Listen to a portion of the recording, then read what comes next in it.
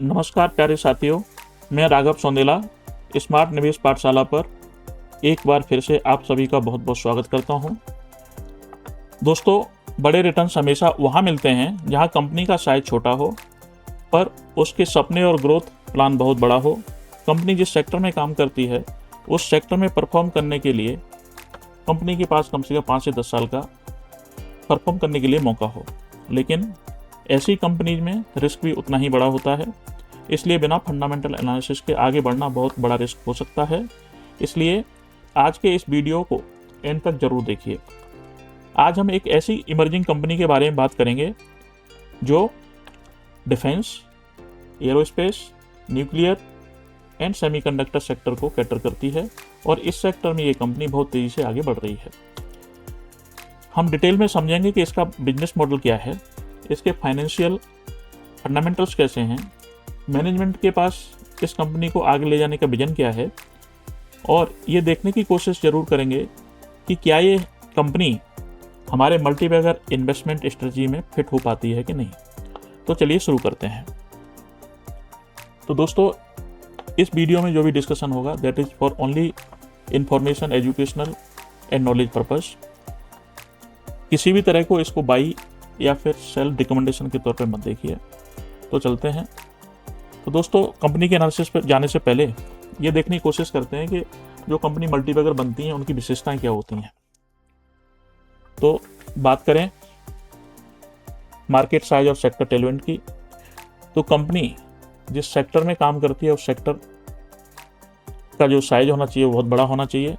Company का जो खुद का साइज है वो स्मॉल या माइक्रो कैप होना चाहिए और उस कंपनी को कम से कम अगले 5 से 10 साल उस सेक्टर में परफॉर्म करने के लिए मौका मिलना चाहिए।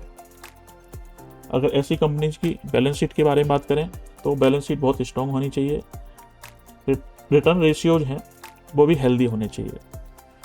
कंपनी के पास ना के बराबर कर्जा होना चाहिए और उनका रिटर्न ऑन कैपिटल एम्प्लॉयड कम से कम 20% से ज़्यादा का होना चाहिए। ऐसी कंपनीज के रेवेन्यू और प्रॉफिट स्पीड की बात करें तो ऐसी कंपनी का जो रेवेन्यू है वो ईयर ऑन ईयर कम से कम 20 से 25% के CAGR से ग्रो करना चाहिए और प्रॉफिट जो ग्रोथ है कंपनी की वो कम से कम 30 to 35% के CAGR से ग्रो करना चाहिए। ऐसी कंपनियों के पास कुछ यूनिक ताकत होनी चाहिए, कुछ इनका मोट होना चाहिए कंपनी के पास। तो ऐसी कंपनी के पास ऐसी ताकत होनी चाहिए कि दूसरी कंपनी उन्हें आसानी से हरा ना सकें। जैसे खुद का कोई टेक्नोलॉजी हो सकता है, पेटेंट्स हो सकते हैं या फिर कोई ऐसी प्रोसेस हो सकती है जिसको अप्रूवल में बहुत लंबा टाइम लगता हो। तो दोस्तों, इन सब पैरामीटर के बेसिस पे हम इस कंपनी को, जिसका नाम यूनिमैक एरोस्पेस एंड मैन्युफैक्चरिंग लिमिटेड है, को परखेंगे कि इन पैरामीटर्स में कहाँ पे फिट होती है। तो यूनिमैक एरोस्पेस एंड मैन्युफैक्चरिंग लिमिटेड करती क्या है ये देखेंगे और स्टेप बाय स्टेप ये जानने की कोशिश करेंगे इसका जो कोर प्रेसिजन इंजीनियरिंग बिजनेस है, वर्टिकल्स हैं, वो क्या क्या है। तो सबसे पहले बात करें तो इसके सेक्टर की, तो ये सेक्टर एरोस्पेस एंड डिफेंस में कैटर करती है। Company globally high precision arrow tooling, ground support equipment, airframe parts और कस्टम MRO टूल डिजाइन करती है। बोइंग और एयरबस के Tier 1 लाइसेंसिंग सिस्टम में ये कंपनी एक ट्रस्टेड पार्टनर है। इस बिजनेस का जो 83% बिजनेस जो आता है कंपनी का US एक्सपोर्ट से आता है। और दूसरे सेक्टर की बात करें तो न्यूक्लियर और सेमीकंडक्टर, ये कंपनी के लिए अभी नई सेगमेंट है और high precision component manufacturing for nuclear plants, इनको कुछ ऑर्डर मिला है, अभी सिक्योर किया है NPCIL से, और वेफर फैब्रिकेशन सेमीकंडक्टर मशीनरीज में काम करती है कंपनी। तो ये कंपनी के पास में high technical barriers and lengthy safety qualification deep modes को इंश्योर करते हैं। अगर कंपनी के प्रोडक्ट पोर्टफोलियो के बारे में बात करें तो ये कंपनी एरो इंजन टूल्स बनाती है। इंजन्स के लिए जब बनाए जाते हैं तो उनके लिए कुछ सपोर्टिंग टूल लगते हैं, तो जो कि इस तरह के दिखते हैं। तो ये कंपनी ये टूल बनाती है और एरोफ्रेम टूल्स भी बनाती है। एयरक्राफ्ट को जब बनाया जाता है तो उसके लिए कुछ टूल्स लगते हैं उसको सपोर्ट सिस्टम के लिए। तो इस तरह के ये टूल्स दिखते हैं, ये देख सकते हैं आप इधर। इसके अलावा बात करें तो प्रेसिजन पार्ट्स कंपोनेंट भी बनाती है company for nuclear and arrow defence and energy semiconductor and other emerging segment के लिए इस तरह के दिखते हैं इसके कुछ प्रोजेक्ट जो प्रेसिजन से रिलेटेड होते हैं। अगर कंपनी की मोड के बारे में बात करें तो एंट्री बैरियर्स हैं, क्योंकि बोइंग और एयर्स बस जैसे इकोसिस्टम में एंट्री लेने के लिए सालों लगते हैं। इनको कुछ सर्टिफिकेशन भी लेने पड़ते हैं जो काफ़ी लेंदी प्रोसेस होता है उनके लिए, तो इसलिए इनको अपने कंप्यूटर से काफ़ी बॉल टाइप का मिल जाता है, गार्डेड रहते हैं ये अपने कंप्यूटर से। अगर इसके हाई मिक्स प्रेसिजन्स की बात करें तो कंपनी ±5 माइक्रोन की टोलेंस पर काम करती है और प्रोडक्ट बनाती है। इसके अलावा सेफ्टी चेक के बाद globally tier 1 players really core tooling supplies को स्विच करते हैं, तो ये कंपनी को इसका फायदा होता है।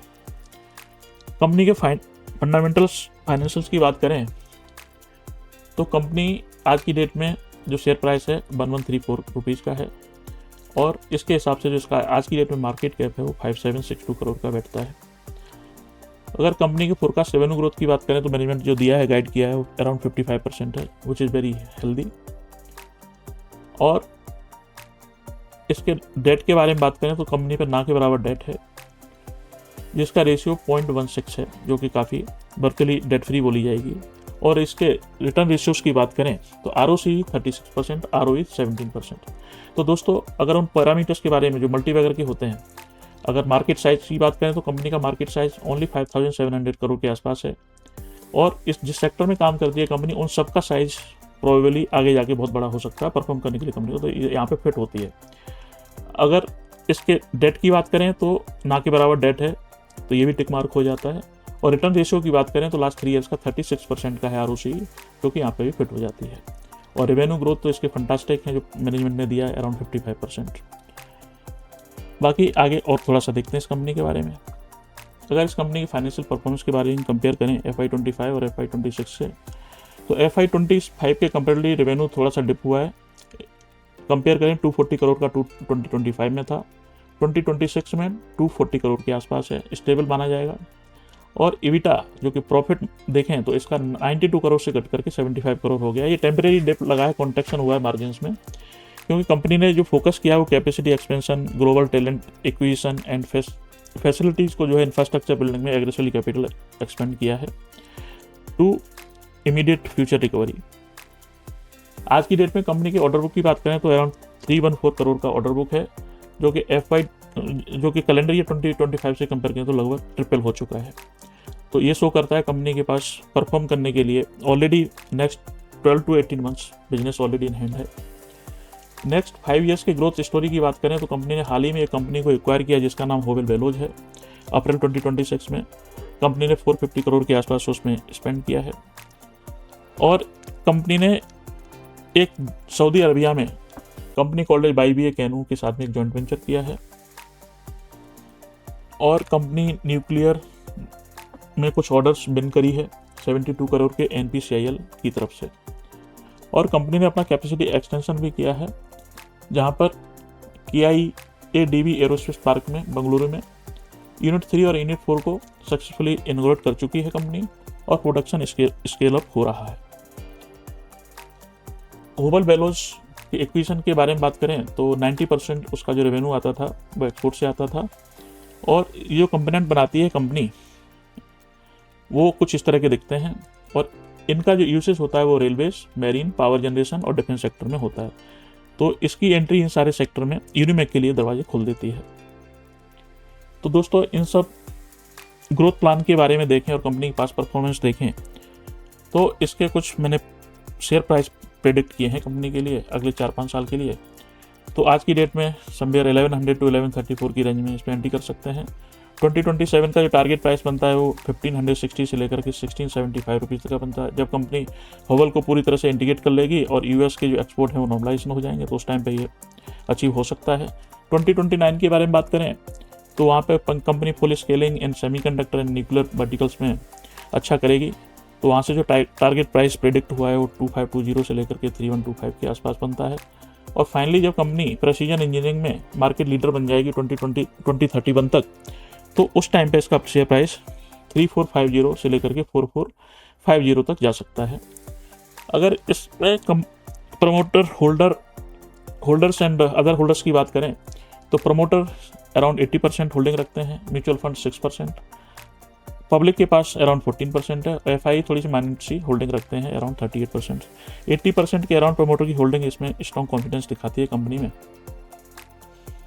अगर थोड़ा सा रिस्क के बारे में बात करें तो यूएस के ऊपर के काफ़ी हद तक डिपेंडेंसी है। 83% कंसोलिडेटेड एक्सपोर्ट सेल्स यूएस से ही आती है, रिस्की है। तो इसके लिए मैनेजमेंट ने थोड़ा मिटिगेट करने की कोशिश करी है बाया सऊदी जेबी and India nuclear power contract के साथ में। और दूसरा देखें तो वैल्यूएशन काफ़ी हाई है इस कंपनी का आज की डेट में 93 का, जो कि कोई भी रूम नहीं छोड़ता है अगर कोई structural misses in execution delay होता है या फिर इनऑर्गेनिक इक्वेशन जो किया है कंपनी का उसमें कुछ डिले होता है अलाइन करने के लिए। तो इस तरह से देखें तो इस कंपनी के जो पीएस के बारे में बात करें तो यूनिमेक को एमटार और डेटा पैटर्न्स के साथ में कंपेयर कर सकते हैं। और इस सेक्टर की कंपनी का जो मिड कैप साइज की कंपनी या स्मॉल कैप साइज की कंपनी होती हैं उनका वैल्यूएशन थोड़ा सा ज़्यादा ही रहता है। तो एमटार की बात करें तो 241 का पी है, डेटा पैटर्न्स की बात करें 98 का है। तो ये यूनिमेक आज की डेट में 93 के पी पे काम कर रही है, क्योंकि सस्ती तो नहीं बोली जाएगी। अगर इस बेसिस पे अगर सोचें इस कंपनी में किसी को एंट्री लेनी है या मुझको एंट्री लेनी है तो आज की डेट में इसमें 50% एलोकेशन के साथ अराउंड 1134 के आसपास एंट्री ली जा सकती है। और कोई करेक्शन आता है तो नेक्स्ट एंट्री समवेयर 1000 से लेकर के 1050 की रेंज में ली जा सकती है।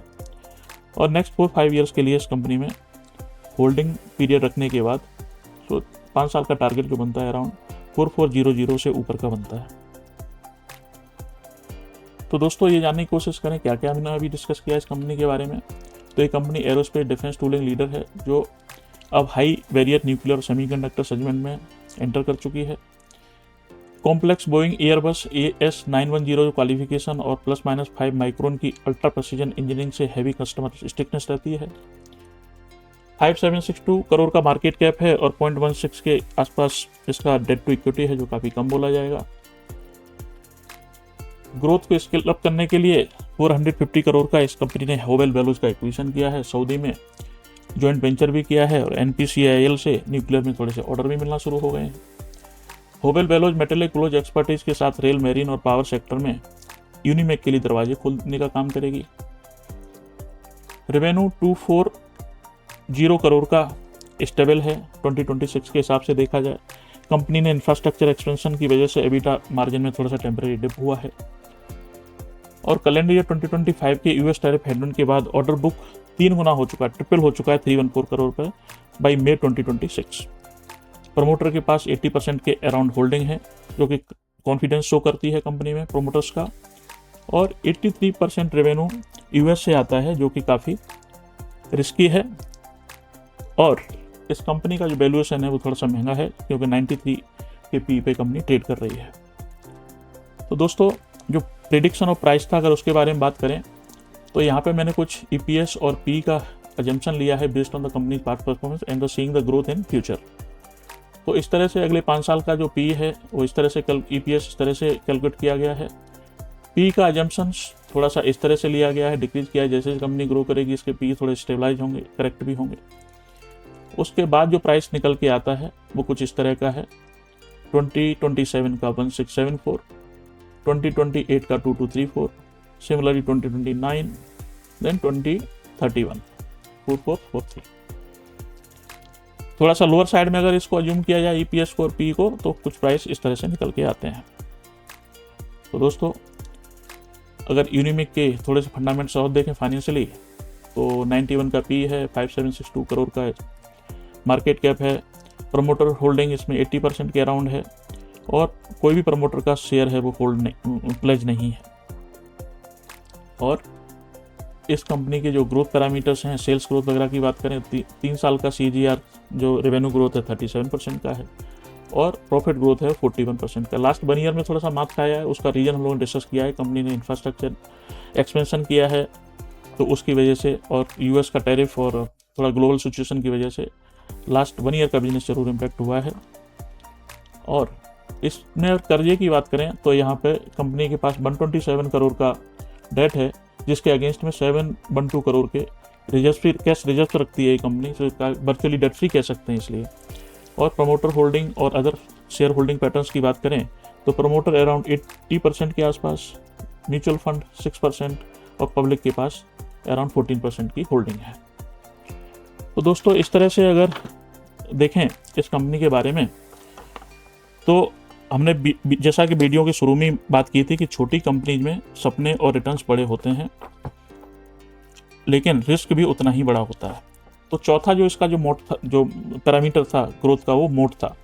उस मोड के बारे में बात करें तो कंपनी हाई बैरियर एंट्री रखती है, दूसरी कंपनीज के लिए ऐसे सेक्टर में काम करती है, बोइंग और एयरबस के लिए टूलिंग का काम करती है, न्यूक्लियर और ये देखें सेमीकंडक्टर तो काफ़ी न्यू सेक्टर हैं इस कंपनी के लिए, जहाँ पे रनवे काफ़ी लंबा मिलेगा परफॉर्म करने के लिए। और अगर इस कंपनी को अगला जो मैंने मेंशन नहीं किया था 5 साल का कम से कम होल्डिंग पीरियड, तो एक पोटेंशियल कैंडिडेट हो सकती है। तो दोस्तों इस वीडियो में जो भी हमने डिस्कस किया है वो किसी भी तरह का बाई और सेल रिकमेंडेशन नहीं है। कंपनी के बारे में आप खुद की रिसर्च जरूर करें। मैंने ये वीडियो केवल इन्फॉर्मेशन, एजुकेशन और नॉलेज पर्पज से बनाया है। इस नॉलेज का यूज़ करके आप खुद की एनालिसिस कर सकते हैं या फिर अपने फाइनेंशियल एडवाइस के साथ में डिस्कस कर सकते हैं, उसके बाद ही आप कोई कॉल लें। ये सिर्फ और सिर्फ मेरी अपनी खुद की एनालिसिस है जो कि मैं एजुकेशन पर्पज़ के लिए आप लोगों के साथ में शेयर करना चाहता हूँ। तो दोस्तों अगर आपको हमारी ये कोशिश पसंद आई है तो वीडियो को अपने दोस्तों के साथ जरूर शेयर करें। स्मार्ट निवेश पाठशाला चैनल पर आप नए हैं तो चैनल को सब्सक्राइब जरूर करें। मैं राघव सोंदेला मिलूंगा आपसे अगले वीडियो में स्मार्ट निवेश पाठशाला पर। तब तक के लिए आप अपने हेल्थ और वेल्थ दोनों का ध्यान रखिए। धन्यवाद।